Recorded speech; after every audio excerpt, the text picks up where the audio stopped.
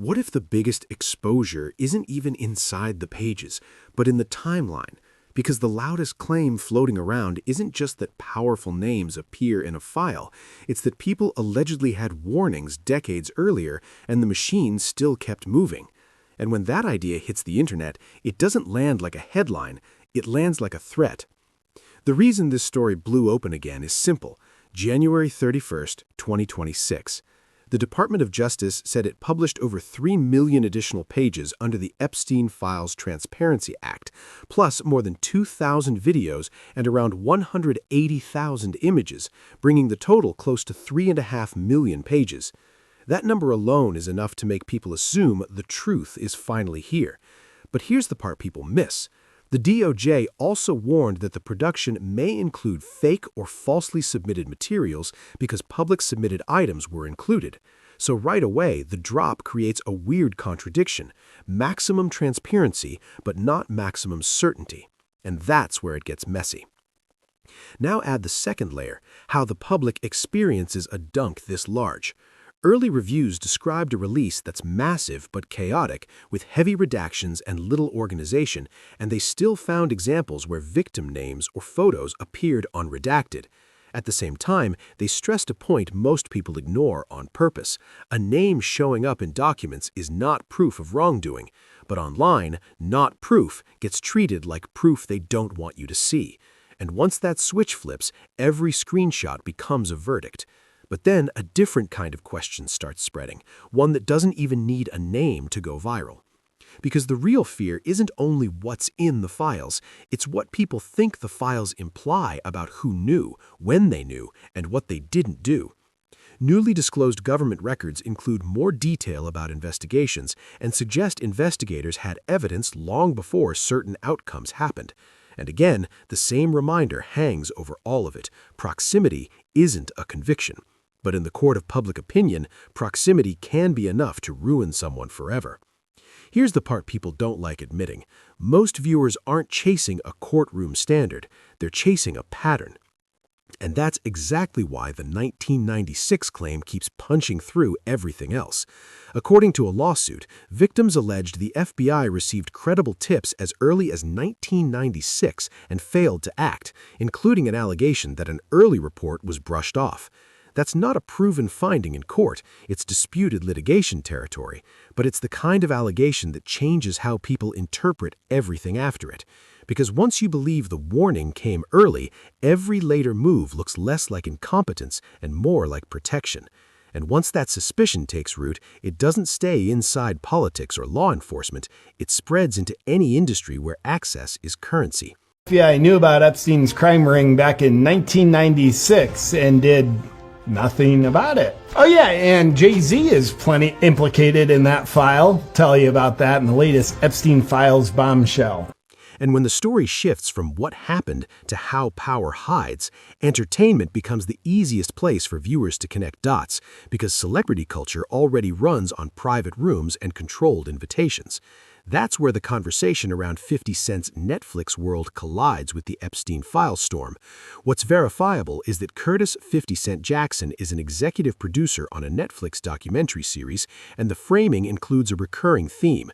People close to powerful figures often refuse to speak publicly, sometimes because of fear, sometimes because the reach is simply too wide, and sometimes because they just want distance from the blast radius. None of that proves anyone did anything criminal, but it does reinforce a darker idea. Silence isn't always innocence, it can be strategy. And once an audience starts watching for strategy, every pause looks intentional.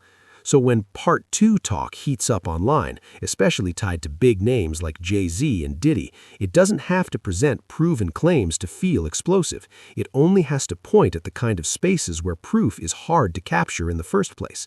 Private gatherings, no public calendar, no official record, no one remembering specifics. The vibe becomes the message. If something did happen, it could happen there. And that suggestion is powerful because it doesn't accuse directly, it just implies the environment itself is the weapon. But then the internet does what it always does. It turns implication into certainty and turns certainty into content. Ever say they might kill you? They threatened to kill my little girl, who's when I left was still at the house. A friend? Huh? What little girl? My little girl, Alex. She's about 4 now. You mean you had a child? Yeah. How old were you when you had that child? Here's where the pacing changes, because once the audience has files in one hand and industry whispers in the other, old feuds suddenly feel like evidence. That's why the Nicki Minaj angle hits so hard in this exact moment. Reports noted that Nicki claimed Jay-Z owes her an enormous amount, reported as roughly $100 million to $200 million, tied to her alleged equity in Tidal, and that she reposted other unverified allegations as the online feud escalated. Again, that's not a court ruling, it's a public claim being debated in real time. But on social media, a money claim doesn't stay financial, it becomes a character trial. And once an audience starts watching for strategy, a money claim starts sounding like a control claim. Then it morphs into who's allowed in the room and who gets pushed out, and that's where it gets ugly fast. Now, because we're keeping this YouTube safe and defamation safe, let's be painfully clear. Mentions in a document dump don't equal wrongdoing, and online rumors aren't courtroom facts. But the reason this keeps viewers locked in isn't because it's confirmed, it's because it's structured like a trap. The release is massive, but may include fake submissions. Reviews describe it as messy, with troubling privacy slip-ups, while warning that names aren't proof. Lawsuits allege early warnings were ignored, but that's still contested. And then entertainment narratives pile on, where secrecy is already normal. So every piece can be true in its own lane and still create a story that feels impossible to fact-check in real time. And that's not an accident of the internet. That's the internet's favorite kind of story. I have given all the proofs of who was involved with Diddy. I have presented the videotape of Diddy's parties as evidence. Now no one can save Diddy and the other celebs. Jay-Z, after watching the rest of the documentary, you'll understand everything. And once you notice the pattern, you can't unsee it.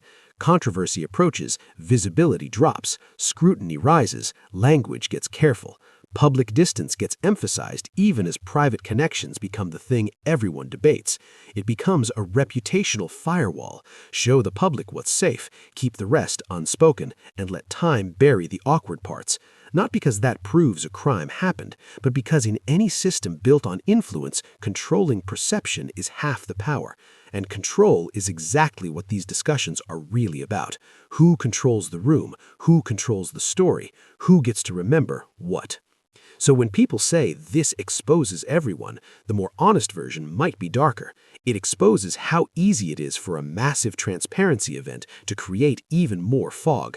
Because the bigger the dump, the easier it is to cherry pick. The more chaotic the files are, the harder it is to verify context. And the more the public senses secrecy, the more they assume the worst.